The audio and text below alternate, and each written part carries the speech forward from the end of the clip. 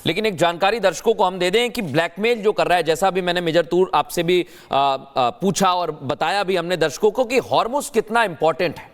Hormuz इस समय Iran के लिए ब्लैकमेलिंग की वजह बन गया, क्योंकि अमेरिका पर जवाब देना चाहता है वो, लेकिन धमकी क्या दे रहा है, जवाब भी देंगे और हॉर्मुज बंद कर देंगे। अगर अमेरिकी प्रतिक्रिया फिर होती है, एक और धमकी दे रहा है ईरान कि हम इसके लिए तैयार बैठे हैं और हॉर्मुज को हम बंद कर देंगे।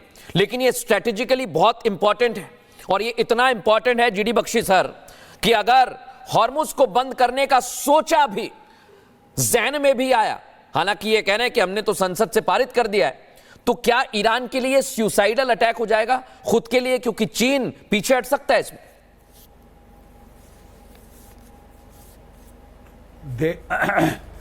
देखिए, मैं आपको बताना चाहता हूं कि अगर हम रैशनैलिटी पे जाएं जी, तो इस वक्त जो ईरान की स्ट्रैटेजी अगले 2 दिन हमने देखी है कि अमेरिका को कुछ मत कहो, इजराइल को ठोके जाओ, ये बहुत जो है प्रूडेंट स्ट्रैटेजी है, कैलकुलेटेड स्ट्रैटेजी है और ये काम कर सकती है।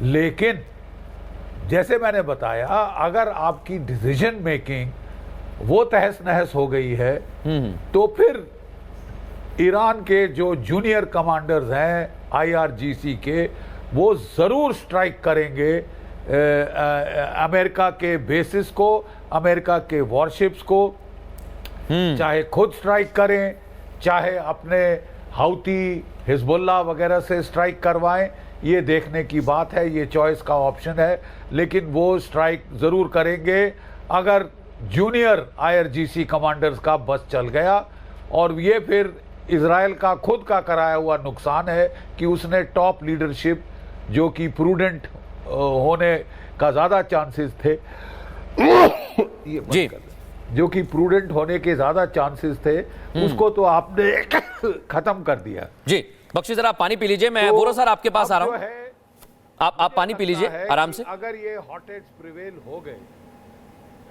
सॉरी, अगर ये जो हॉटेड्स है ये प्रिवेल हो गए, तो आप आज रात या कल रात तक ये रिटेलिएशन देख सकते हैं। बहुत बड़ी बात कह रहे हैं बख्शी सर, आज रात, और यही हम शुरू से कह रहे हैं, आज रात या कल रात बहुत भारी पड़ेगी। कर्नल शैलेंद्र कुछ कहना चाह रहे हैं, इसके बाद दीपक बोरा सर आपके पास तुरंत आ रहा हूं। सर मैं आपके सिर्फ 10 सेकंड लूंगा। हम बार बार ये स्ट्रेट क्लोज की जो बात कर रहे हैं, आपको क्या लग रहा है सिर्फ चीन को, भारत को, दूसरी कंट्रीज को असर होगा? ईरान मजे करेगा?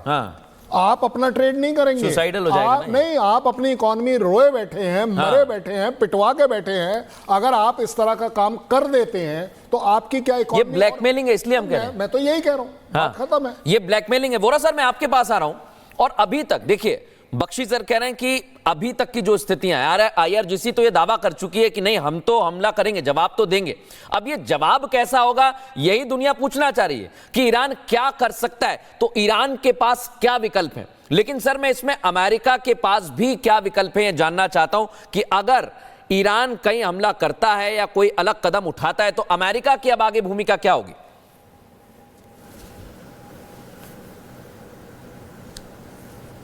सर, मैं शुरू में ये कहना चाहता था, लेकिन बख्शी साहब की बात सुन रहा था, जब आपके साथ आपके प्रोग्राम पे होता हूँ तो बहुत मज़ा आता है, बहुत कुछ मैं सीखता हूँ आप लोगों से, आपके एक्सपर्ट से और आपसे।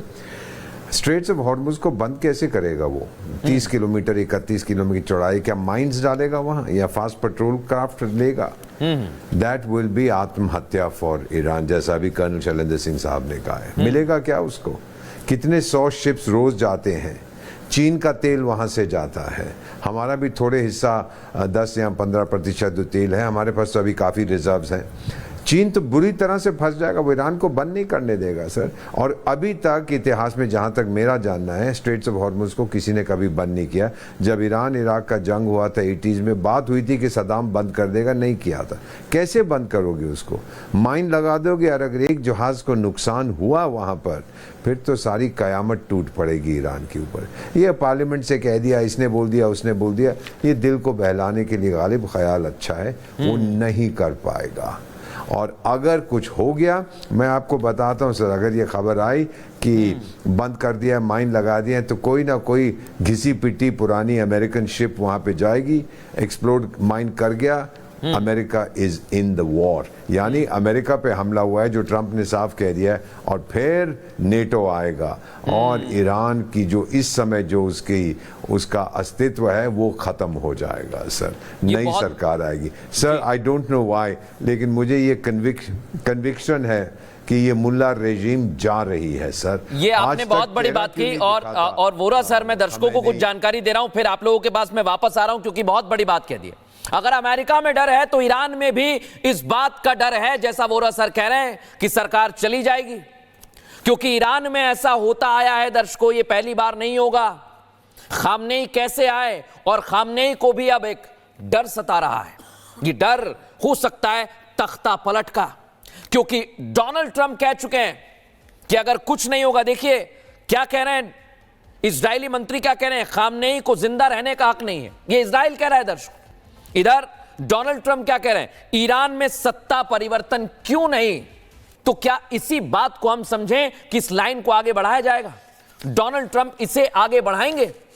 और मैं क्यों कह रहा हूं, सुप्रीम लीडर हैं ईरान के खामनेई, लेकिन जब से वो सत्ता में आए हैं बहुत कुछ उन्होंने किया है, और ये एक दो बार सत्ता परिवर्तन नहीं हुआ है, बहुत पहले हुआ था, लगभग 36-38 साल पहले।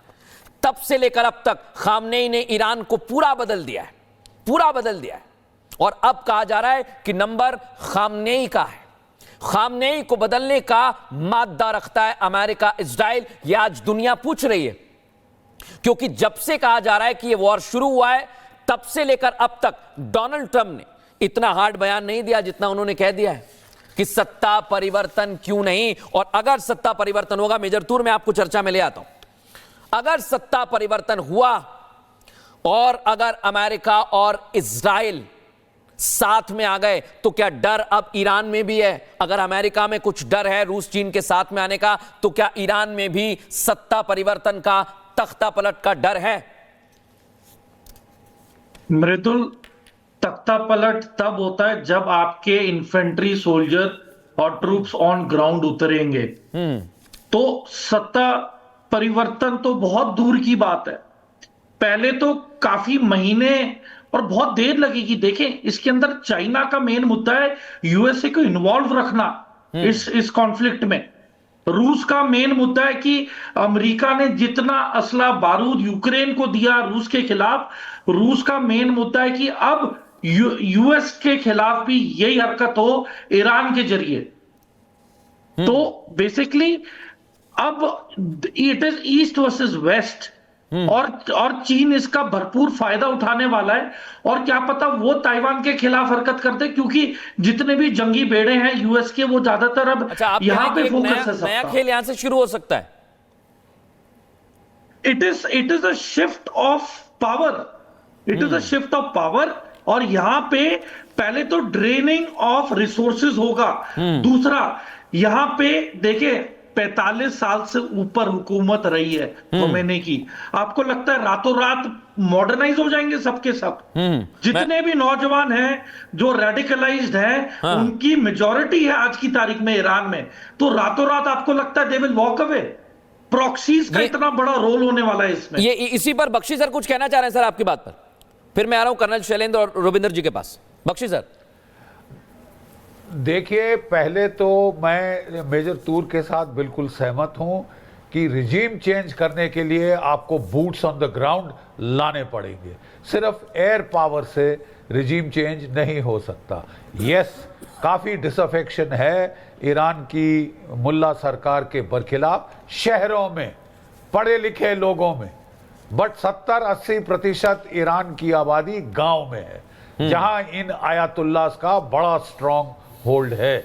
तो इतना आसान नहीं है कह देना कि रिजीम चेंज हो जाएगा। एक और मैं खबर आपके साथ शेयर करना चाहता हूं। जी। Tom Cooper, Austrian air power specialist, उसने कल बड़े अच्छे खुलासे किए हैं, और उसने कहा है कि इसके पहले फोदरो और नातान्स पे स्ट्राइक हुई थी,